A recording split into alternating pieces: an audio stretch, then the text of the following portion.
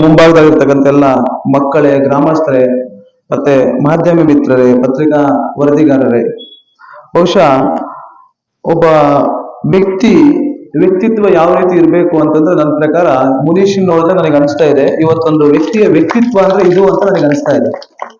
ಯಾಕಂತಂದ್ರೆ ವಿದ್ಯೆ ಅನ್ನೋದು ಬಹಳ ಮುಖ್ಯ. ನಮಗೆ ವಿದ್ಯೆ ನಾಳೆ ಅವನ ಭವಿಷ್ಯದಲ್ಲಿ ಅದು ಹುದ್ದೆಯಾಗಿ ಪರಿವರ್ತನೆ ಆಗುತ್ತೆ. ಹುದ್ದೆ ಅಂತ ಆದಾಗ ಅವನಿಗೊಂದು ಸಿಂಪ್ಲಿಸಿಟಿ ಬರುತ್ತೆ, ಅಂದ್ರೆ ಅವನಿಗೊಂದು ವ್ಯಕ್ತಿತ್ವ ಇರುವುದು, ವ್ಯಕ್ತಿ ವಿಕಾಸ ಆಗುವಂಥದ್ದು ಇದೆಲ್ಲ ಬರುತ್ತೆ.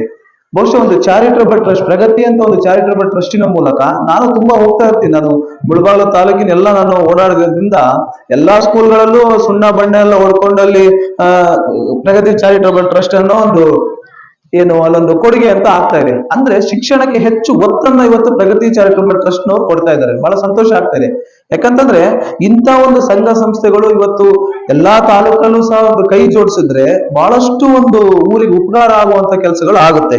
ಇವತ್ತೇನು ಅಂತಂದ್ರೆ ಇವತ್ತು ಈ ಒಂದು ಗ್ರಾಮದಲ್ಲಿ, ಯಾಕಂದ್ರೆ ತೊಂಡಳ್ಳಿ ಅಂತಂದ್ರೆ ಬಹಳ ಒಂದು ಪುಣ್ಯದ ಗ್ರಾಮ ಅಂತ ಅನ್ಸುತ್ತೆ. ಯಾಕಂದ್ರೆ ನಮ್ಮ ಧರ್ಮಸ್ಥಳ ಗ್ರಾಮಾಭಿವೃದ್ಧಿ ಯೋಜನೆಯಿಂದನೂ ಸಹ ಒಂದು ಕೆರೆಯನ್ನು ಮಾಡ್ಕೊಟ್ಟಿದ್ವಿ. ಸುಮಾರು ಒಂದು 15 ಲಕ್ಷ ರೂಪಾಯಿ ಬಂಡವಾಳವನ್ನು ನಾವು ಹಾಕಿದ್ವಿ.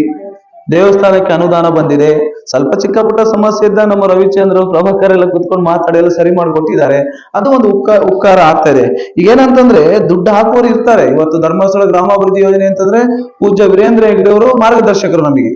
ಹಾಗಂತ ಎಲ್ಲ ಬಂದು ಅವರೇ ಮಾಡಕ್ಕಾಗಲ್ಲ. ಅಂದ್ರೆ ಅವರ ಮಾರ್ಗದರ್ಶನವನ್ನ ಆ ಗ್ರಾಮಕ್ಕೆ ಮುಗಿಸುವಂತ ವ್ಯಕ್ತಿ ಬೇಕು. ಇವತ್ತು ಪ್ರಗತಿ ಚಾರಿಟಬಲ್ ಟ್ರಸ್ಟ್ ಇವತ್ತು ಹಣವನ್ನು ಹಾಕಿದ್ದಾರೆ, ಬಟ್ ಅದನ್ನು ಮುಟ್ಟಿಸುವಂತ ಕೆಲಸವನ್ನು ಇವತ್ತು ಪ್ರಭಾಕರ್ ಮಾಡಿದ್ದಾರೆ ಅಂತ ನನಗೆ ಅನಿಸ್ತಾ ಇದೆ. ಯಾಕಂತಂದ್ರೆ ಪ್ರಭಾಕರ್ ಅವ್ರ ಗಮನಕ್ಕೆ ತಂದಿರೋದ್ರಿಂದ ಅವರು ಸಹ ಇವತ್ತು ಬಂದು ಈ ಒಂದು ಮನೆಯನ್ನ ನೋಡ್ಕೊಂಡು ಅವ್ರಿಗೊಂದು ಆಶ್ರಯ ಮಾಡಿದ್ರೆ ಒಳ್ಳೇದಾಗುತ್ತೆ ಅನ್ನೋ ದೃಷ್ಟಿಯಿಂದ ಇವತ್ತಾಗಿದೆ. ಬಹುಶಃ ನಮ್ಮಲ್ಲೂ ಸಹ ವಾತ್ಸಲ್ಯ ಮನೆ ಅಂತ ನಾವು ಕಟ್ಕೊಡ್ತೀವಿ. ಇವತ್ತು ನನಗೆ ಪ್ರಪೋಸಲ್ ಬಂದಿದೆ, ಈಗ ಕೊಟ್ಟಿದ್ದಾರೆ, ರವಿಚಂದ್ರ ಅವರು ಕೊಟ್ಟಿದ್ದಾರೆ. ನಾನು ಅದನ್ನ ಕೌನ್ಸಿಲಿಂಗ್ ಮಾಡಿಸ್ತೀನಿ ಸರ್. ನಮ್ಮ ಅಧಿಕಾರಿ ವರ್ಗದವ್ರು ಇದ್ದಾರೆ, ಅವ್ರನ್ನ ಕಳಿಸ್ಬಿಟ್ಟು ಅವ್ರ ಕುಟುಂಬದಲ್ಲಿ ಹಾಗೆ ಏನು ಅಂತ ಕೌನ್ಸಿಲಿಂಗ್ ಮಾಡ್ತೀವಿ. ನಮ್ಮಲ್ಲಿ ಮುಖ್ಯ ಅಂತಂದ್ರೆ ಫಸ್ಟ್ ನಾವು ಅವರಿಗೆ ಮಾಸಾಸನ ಕೊಡ್ಬೇಕು. ಮಾಸಾಸನ ಅಂತಂದ್ರೆ ಅವರಿಗೆ ಪಾಪ ಊಟಕ್ಕೂ ಸಮಸ್ಯೆ ಇದೆ ಅಥವಾ ಔಷಧಿಗೂ ಸಮಸ್ಯೆ ಇದೆ, ದುಡಿಯುವಂತ ಕೈಗಳಿಲ್ಲ ಅಂತ ಆದಾಗ ಅವ್ರಿಗೆ ನಾವು ತಿಂಗಳಿಗೆ 1,000 ದಿಂದ 3,000 ರೂಪಾಯಿ ಅಷ್ಟು ಕೊಡುವಂತ ಮಾಸಾಸನ ಕೊಡ್ಬೇಕು. ನಾವು ಕೊಟ್ಟಾಗ ಅವರಿಗೆ ನೆಸಿಟಿ ಇದೆ. ಪಾಪ ಅವ್ರು ನನಗೆ ಮಾತಾಡಬೇಕಾದ್ರೆ ಹೇಳಿದ್ರು, ನಾವು ಗುಡಿಸ್ಲಲ್ಲಿದ್ವಿ ಅಂತ. ನನಗೊಂದ್ ಸ್ವಲ್ಪ ಕಣ್ ತುಂಬ್ದಂಗ ಆಯ್ತು. ಯಾಕೆಂತಂದ್ರೆ ನಾವು ಸಹ ಹಿಂದೆ ರಾಜೇಂದ್ರಹಳ್ಳಿಯಲ್ಲಿ ಒಂದು ಮನೆ ಕಟ್ಟಬೇಕಾದ್ರೆ ಒಂದು ರತ್ನಮ್ಮ ಅಂತ ಒಂದು ತಾಯಿ ಇದ್ರು. ಆ ಮನೆಯನ್ನು ಹಸ್ತಾಂತರಕ್ಕೆ ನಮ್ಮ ವೀರೇಂದ್ರ ಹೆಗ್ಡೆ ಅವರ ಮಗಳು ಶ್ರದ್ಧಮ್ಮನವರೇ ಬಂದು ಅವರಿಗೆ ಹಸ್ತಾಂತರವನ್ನು ಮಾಡಿಕೊಟ್ರು. ನನಗೆ ಆ ಗುಡಿಸ್ಲು ನೋಡ್ಬಿಟ್ಟು ನನಗೆ ಒಂಥರ ಎದೆ ಜಲ್ಲ ಅಂದ್ಬಿಡ್ತು. ಯಾಕೆಂತಂದ್ರೆ ಒಂದು ಇವತ್ತಿನ ಪರಿಸ್ಥಿತಿಯಲ್ಲಿ ಮನೇಲಿ ಒಂದು ನಾಯಿ ಸಾಕ್ತೀವಿ, ನಾಯಿಗಾದ್ರೂ ಒಂದು ಒಳ್ಳೆ ಬೋನ್ ಇರುತ್ತೆ. ಅದಕ್ಕಿಂತನೂ ಸಹ ಕೀಳಾದಂತ ಒಂದು ಗುಡಿಸ್ಲಲ್ಲಿ ಆ ತಾಯಿ ಇದ್ರು. ಅಂದ್ರೆ ಅದನ್ನ ನೋಡಿ ನಮಗೆ ಬಹಳ ದಿಗ್ಭ್ರಮೆ ಆಗ್ಬಿಡುತ್ತೆ ನಮಗೆ. ನಂತರ ಅದನ್ನ ಶಾಂಕ್ಷನ್ ಕಳಿಸ್ಬಿಟ್ಟು ನಾವು ಸುಮಾರು 1 ಲಕ್ಷ ರೂಪಾಯಿದಲ್ಲಿ ಆ ಮನೆಯನ್ನ ನಿರ್ಮಾಣವನ್ನ ನಾವು ಮಾಡಿದ್ವಿ. ಅಂದ್ರೆ ಅದು ಒಂದು ಒಳ್ಳೆ ವಾತಾವರಣ. ಅದ್ರಲ್ಲಿ ನಮ್ಮಲ್ಲೂ ಸಹ ಕೆಲವೊಂದ್ಸರಿ ಏನೋ ಒಂದು ಸಿಗುತ್ತೆ ಅಂತ ಆದ್ರೆ ಕೆಲವೊಂದು ಸಮಸ್ಯೆಗಳನ್ನ ಮಾಡ್ತಾರೆ. ಯಾಕೆಂತಂದ್ರೆ ನನಗೆ ಅನುಭವ ಆಯ್ತು. ಮೊನ್ನೆ ಒಂದು ನಿಮ್ಮ ಪಕ್ಕದ ಗ್ರಾಮದಲ್ಲಿ, ಯಾವ ಗ್ರಾಮ ಅಂತ ನಾನು ಹೇಳಲ್ಲ, ಅಲ್ಲಿ ಒಂದು ಮನೆಯನ್ನ ಕಟ್ಕೊಟ್ವಿ. ಮನೆಯನ್ನ ಕಟ್ಕೊಟ್ಟ ಫಸ್ಟ್ ಯಾರಿಲ್ಲ ಅಂತ ಆಯ್ತು.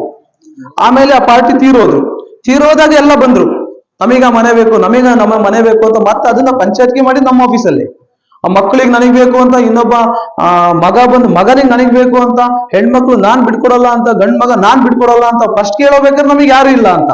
ಗಂಡ್ ಮಗ ಫಸ್ಟ್ ನನಗೆ ಹೇಳ್ದ, ನಾನು ಅದಕ್ಕೆ ಬರೋದೇ ಇಲ್ಲ ಸರ್, ನಾನು ಹೆಂಡತಿ ಮನೇಲಿ ಇದ್ದೀನಿ, ನನಗಿನ್ನ ಅಪ್ಪ ಅನ್ನೋದೇ ಇಲ್ಲ, ಅದು ಇದು ಅಂತ ದೊಡ್ಡ ಮಾತಾಡಿದ್ದ. ಆದ್ರೆ ನೋಡಿ ಪರಿಸ್ಥಿತಿ ಹಾಗಾಗುತ್ತೆ ಅಂತ. ಬಹುಶಃ ಈ ವರ್ಷದಲ್ಲಿ ನಾವು ಒಂದ್ ಮನೆಯನ್ನು ಮಾತ್ರ ನಾವು ಕೈಗೆತ್ಕೊಂಡಿದೀವಿ. ನಂಗ್ಲಿಯಲ್ಲಿ ನಗ್ವಾರದಲ್ಲಿ ಒಂದು ಮನೆಯನ್ನು ಮಾಡ್ಬೇಕು ಅಂತ ನಾವು ಕೈಗೆತ್ಕೊಂಡು ಕೆಲಸವನ್ನು ಇನ್ನೇನು ಸ್ಟಾರ್ಟ್ ಮಾಡ್ಬೇಕು. ಬಹುಶಃ ನಿಮ್ ಗ್ರಾಮದಲ್ಲಿ ಕೊಟ್ಟಿದ್ದೀರಿ. ನಾನು ಅದನ್ನ ಕೌನ್ಸಿಲಿಂಗ್ ಮಾಡ್ಬಿಟ್ಟು ಅವಕಾಶ ಇದ್ರೆ 100% ನಾನು ಅದನ್ನ ಧರ್ಮಸ್ಥಳ ಗ್ರಾಮಾಭಿವೃದ್ಧಿ ಯೋಜನೆಯಿಂದ ಮಾಡ್ಕೊಡೋದಕ್ಕೆ ಅವಕಾಶವನ್ನು ಮಾಡ್ಕೊಡ್ತೀನಿ ಅಂತ ಹೇಳ್ತಾ, ಮುಖ್ಯವಾಗಿ ಇವತ್ತು ಏನು ಈ ಒಂದು ಬಹಳ ಸಂತೋಷಮಯ ವಾತಾವರಣ. ಯಾಕಂದ್ರೆ ಒಂದು ಉದ್ಘಾಟನೆ ಕಾರ್ಯಕ್ರಮ ಅಂದ್ರೆ ಹಿತೈಷಿಗಳು ಬರ್ತಾರೆ ಅಥವಾ ಏನು ರಕ್ತ ಸಂಬಂಧಿಕರು ಬರ್ತಾರೆ. ಬಂದ್ಬಿಟ್ಟು ಒಂದು ಎಷ್ಟೇನೋ ದೊಡ್ಡ ಮನೆ ಕಟ್ಟಿದ್ರು ಸಹ ₹1 ದೀಪದಲ್ಲಿ ಬೆಳಗಿಸ್ಬಿಟ್ರೆ ಅದು ಉದ್ಘಾಟನೆ ಅಂತ ಆಗ್ಬಿಡುತ್ತೆ. ಆದ್ರೆ ಇವತ್ತು ಎಲ್ಲ ಬೇರೆ ಬೇರೆ ಇಲಾಖೆ ವರ್ಗದವರು ಅಥವಾ ಮಾಧ್ಯಮ ಮಿತ್ರರು ಮತ್ತೆ ಗ್ರಾಮಸ್ಥರು ಎಲ್ಲರೂ ಸೇರ್ಕೊಂಡು ನೋಡಿ, ಇಲ್ಲಿ ರಕ್ತ ಸಂಬಂಧಕ್ಕಿಂತ ಇವತ್ತು ಬಾಂಧವ್ಯದ ಸಂಬಂಧ ಬಹಳ ಮುಖ್ಯ ಅನ್ನೋದು ಇವತ್ತು ನಾವು ತೋರಿಸ್ಕೊಟ್ಟಿದೀವಿ. ಯಾಕೆಂತಂದ್ರೆ ಇವತ್ತು ನಮಗೆ ಅವ್ರ ಪಾಪ ಸಂಬಂಧಿಕರೇ ಅಲ್ವಾ. ಹಿತೈಷಿಗಳು ಅಲ್ಲ. ಇವತ್ತು ನಾನು ಅವ್ರನ್ನ ನೋಡ್ತಾ ಇದ್ದೀನಿ, ಆದ್ರೆ ಇವತ್ತು ಬಂದಾಗ ಎಲ್ಲೋ ಒಂದ್ ಕಡೆ ನಾವು ಅವ್ರಿಗೆ ಹತ್ತಿರದರಾಗಿದ್ದೀವಿ ಅಂತ, ಅವ್ರಿಗೆ ನಾವು ಬಲ ಕೊಟ್ಟಿದ್ದೀವಿ ಅಂತ ಅರ್ಥ. ಇವತ್ತೇನು ಈ ಮನೆ ಆಗ್ತಾ ಇದೆ, ಪ್ರಗತಿ ಅಂತ ಏನ್ ಹೆಸರಿಟ್ಟಿದೆ, ಅವ್ರ ಕುಟುಂಬದಲ್ಲೂ ಸಹ ಒಳ್ಳೆ ಪ್ರಗತಿ ಅಭಿವೃದ್ಧಿ ಅವರಿಗೆ ಆಗ್ಲಿ, ಶ್ರೀ ಮಂಜುನಾಥ ಸ್ವಾಮಿಗೆ ಒಳ್ಳೇದ್ ಮಾಡ್ಲಿ, ಇಲ್ಲಿರ್ತಕ್ಕಂಥ ಎಲ್ಲರೂ ಸಹ ಅವರಿಗೆ ಶುಭ ಹಾರೈಕೆಯನ್ನು ಮಾಡ್ಲಿ ಅಂತ ಹೇಳ್ಕೊಂಡು ನನ್ನ ಮಾತನ್ನು ಮುಕ್ತಾಯ ಮಾಡ್ತಾ ಇದ್ದೀನಿ.